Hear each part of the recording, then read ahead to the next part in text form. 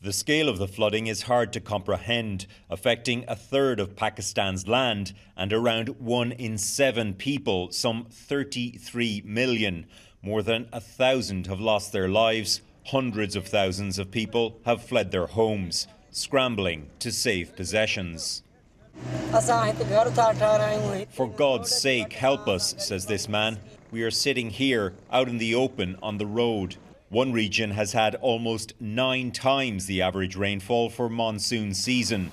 The Pakistani government says the bill for reconstruction is estimated to be $13 billion.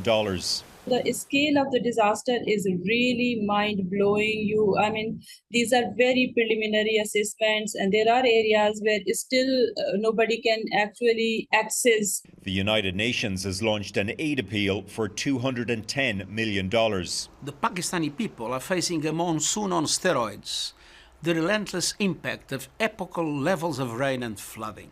The warming planet is a significant factor. Higher temperatures are making for heavier rainfalls across most of the world, and Pakistan's thousands of glaciers are more rapidly melting into its rivers. The country is among the 10 most susceptible nations to the effects of climate change, but its historic and current carbon emissions per capita are dwarfed by countries like Canada. At climate change summits like COP26, richer nations asked countries like Pakistan to cut emissions as they deal with a climate that was caused by the developed world.